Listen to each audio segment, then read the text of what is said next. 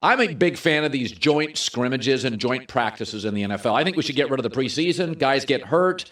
And the GMs I've talked to and the people I've talked to in the NFL, they really prefer joint practices. You can work on stuff over and over and over and over. Players get better, fewer injuries. So the Raiders have hosted the Patriots this week in joint practices. And it's been a disaster for New England's offense. According to Greg Bedard, respected reporter in Boston, the Raiders have completely dominated both sides of the ball. The first 3 Patriot snaps, stuff. Offense looks deflated. Worst offensive practice at camp. Run defense only positive. So we can't be surprised, right, that in year 2, Josh McDaniels leaves and Belichick has no feel for the offense. So let's play a game here. Take out Brady from Belichick's career in terms of quarterbacks. We're going to talk Belichick and quarterbacks. So he starts his career at New York Giants, where Bill Parcells keeps Belichick away from the offense. Right? Now, Parcells historically is a master psychologist. Bill had push and pull relationships with quarterbacks, but he made Jeff Hostetler better. He made Phil Simms better. There's history there. Parcells was actually pretty good with quarterbacks because he was a master psychologist. And then, so Belichick doesn't touch anything in New York with quarterbacks. Then he goes to Cleveland. Testaverde, Kosar, Tom Zach, bumpy. And then he goes to New England, initially Drew Bledsoe. Bledsoe and Belichick didn't really get along. Again, we take out the Brady stuff. And then it's Cam Newton for 1 year, 7-9. And it's Mac Jones year 2. It's not working. It's like really bumpy. Well, what about Tom Brady? Tom Brady made the relationship work. Tom sacrificed everything, including salary, for Bill Belichick. They never had dinner together one time in 20 years. So you can't give Belichick all the love when his history is he struggled with Bledsoe. He struggled in Cleveland. He struggled with Cam and now in Mac Jones. Brady made that puppy work. Brady got along with everybody. Rookies, veterans, coaches, media. He gets along with everybody. Bill can't even get along with the media, and he knows we're all watching it. So show me his feel offensively. Never had dinner once with Brady. And by the way, the relationship with Brady, which we give Belichick credit for, that got bumpy at the end too. So is it shocking? Here we go, year 2. He's got no feel for the offense. It's different. Kyle Shanahan is literally ditching Jimmy Garoppolo. They still get along very well. They're like friends. They like each other. McVay, Jared Goff and him have now talked regularly. And he had to ditch him. Had to get rid of him. Has Belichick ever talked to Brady? He didn't ditch Brady. Brady ditched him. Would Brady ditch Andy Reid? Andy Reid, McVay, and Shanahan, their history is the communication with the quarterbacks is great. They take flawed quarterbacks and make them better. They take losing quarterbacks and make them winners. You forget Andy Reid's last year with Alex Smith. Alex made a Pro Bowl. This is his best year.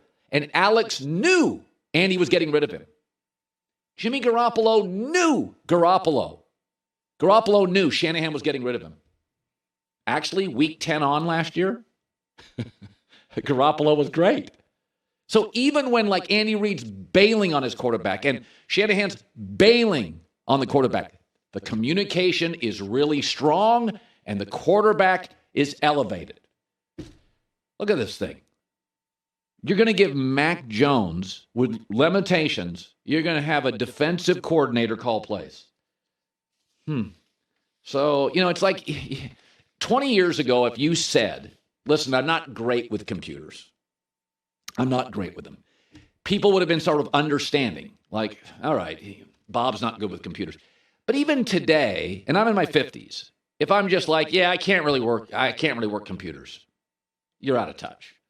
I got kids. I gotta monitor Instagram. I gotta monitor stuff. I gotta figure stuff out. Right? You can't be out of touch. You got to get tech a little bit now, right? And so I just think for years, Bill Belichick hasn't changed. He's still gruff. He's still smart. He's still a great defensive coach. But the league's pivoted. And I look at this, and if you take Brady out, and that was bumpy at the end, show me where he has a relationship, very good communication, talk a lot, meet a lot, connect a lot, elevation. I don't see it. Didn't see it in Cleveland. Didn't see it with the Giants. Any relationship? I didn't see it with Bledsoe. I didn't see it with Cam. And now he's got a DC calling the OC plays. I don't know. By the way, when Brady, during his documentary, when we watched him on the computer, who was he communicating with?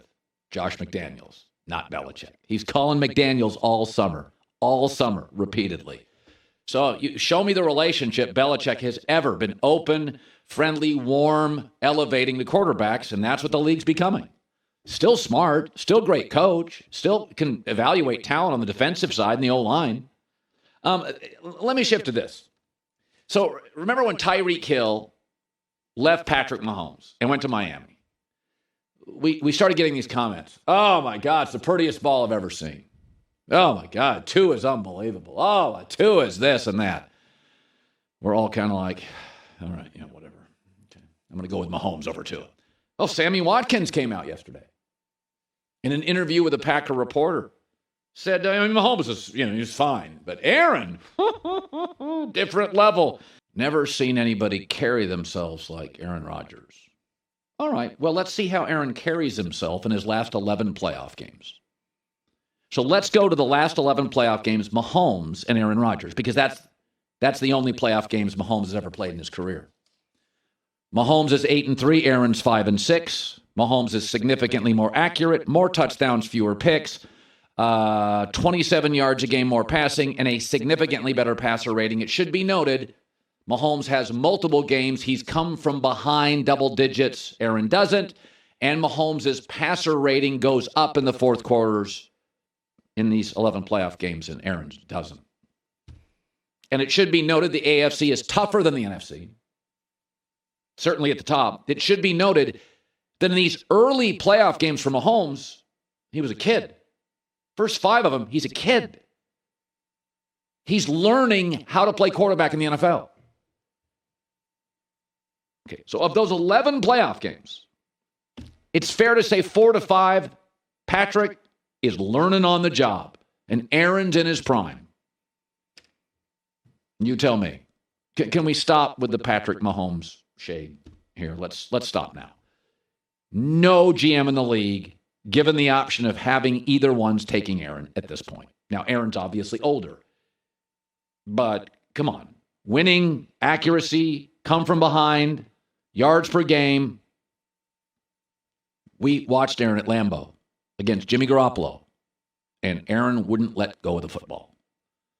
We watched Mahomes with 13 seconds left and trailing drive the length of the field and beat Buffalo.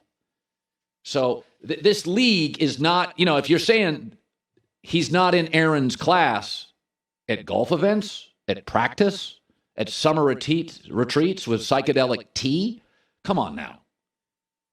Enough of the worship. Last 11 playoff games, Aaron's 5-6, many at home as a favorite, off a bye. Come on now. Let's stop. Look at their divisions. Look at what the gauntlet Mahomes is going to have to go through this year. Derek Carr twice, Herbert twice, Russell Wilson twice.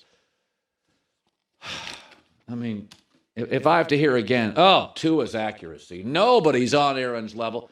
There's only one quarterback, in my opinion, on Mahomes' level going forward. If you were a GM, Josh Allen. You can argue Josh is bigger, fewer injuries. You could argue right now in the NFL, for the next 5 years, you get a quarterback. There's arguments. Some people would say Josh Allen is just literally so good at running. He can get 800 yards a year running because the Bills really don't have a great offensive line. That argument I would listen to, but most would take Mahomes. But let's slow down on he's not on Aaron's level. Come on. This sport's about January. That's what this sport's about. It's not baseball where if you listen to a talk show host talk baseball, they can't do it without talking about the 50s. It's not the NBA where glamour matters and style matters. NFL's about January football. Who wins? Got to win in January. That's why Joe Burrow's a legend and Justin Herbert's talented. That's why Kyler Murray's talented and Joe Burrow's becoming a legend. And Mahomes is a legend. And Josh Allen soon will be. How you doing in January? Hi, everybody. Thanks for watching. Subscribe here to get the latest from the show. Also, be sure to check out more of the best clips from The Herd or go watch a few segments from other shows on FS1.